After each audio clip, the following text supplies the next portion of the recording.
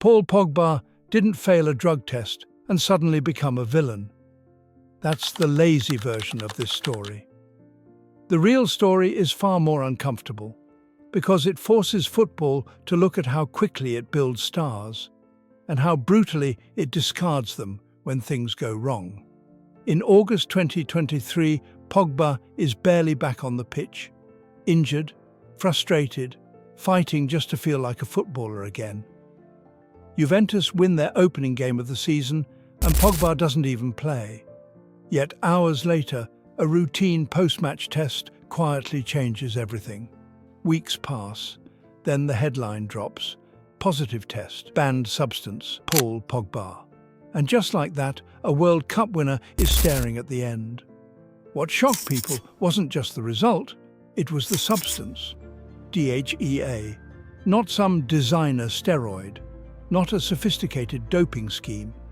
A hormone supplement that's banned under anti-doping rules but still legally sold in some countries. That detail matters more than most people realize, because this wasn't a case of someone chasing an edge at the peak of their powers. This was a broken body trying to recover. To understand why this moment hit so hard, you have to rewind. Pogba's rise was explosive. Juventus made him elite. Manchester United made him famous. France made him immortal. In 2018, he wasn't just a World Cup winner, he was the symbol of swagger, confidence and dominance in midfield.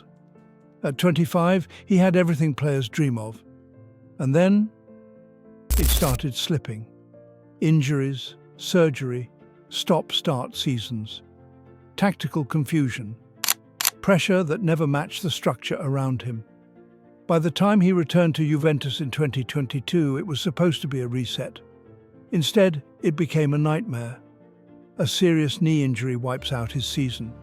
He misses the 2022 World Cup, watches France from home, and by the time he finally returns in 2023, his body is hanging on by threads. That's the context most headlines ignored. So when Pogba says the positive test came from a supplement prescribed by a doctor in the United States, not something he knowingly took, it isn't a throwaway excuse. It's the entire case. But anti-doping rules don't care about sympathy. The system is simple. Responsibility is absolute. You test positive, you pay. In February 2024, the verdict lands: 4-year ban. At 30 years old, that's not punishment. That's erasure. I'm over, I'm dead. Pogba doesn't exist anymore.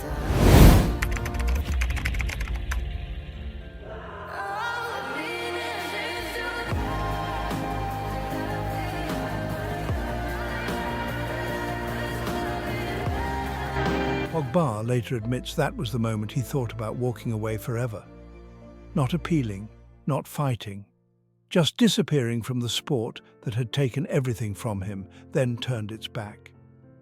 And here's where this story flips. Because Pogba doesn't disappear. He fights. Not in public.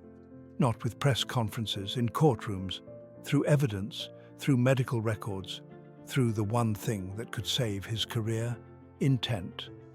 And that's the detail that cracks the case open.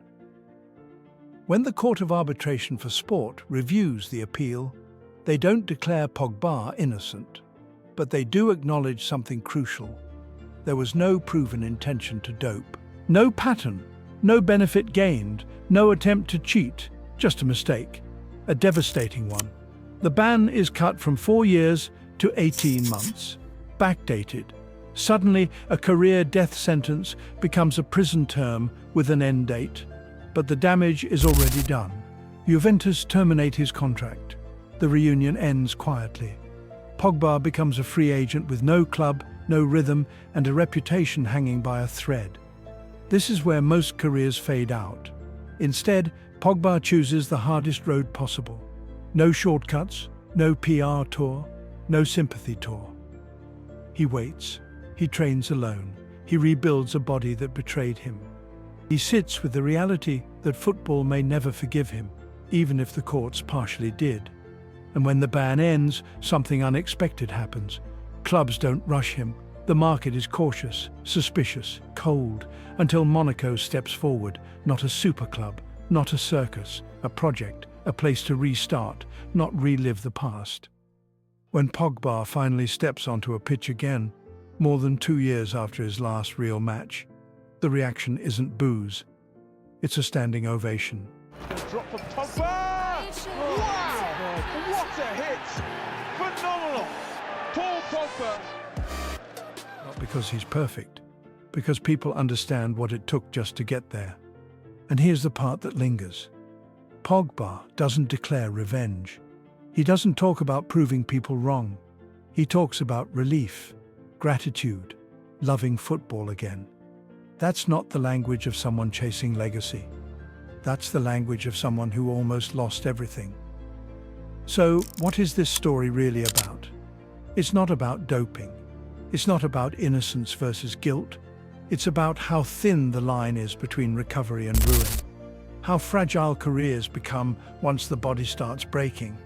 And how unforgiving modern football is when context disappears. Pogba's comeback doesn't erase the mistake, but it reframes the man. Because very few players fall this hard, fight this quietly, and still find their way back onto a pitch. And whether Pogba ever reaches his peak again almost doesn't matter. His legacy won't be defined by the ban. It'll be defined by the fact that when football was ready to close the door forever, Paul Pogba pushed it back open.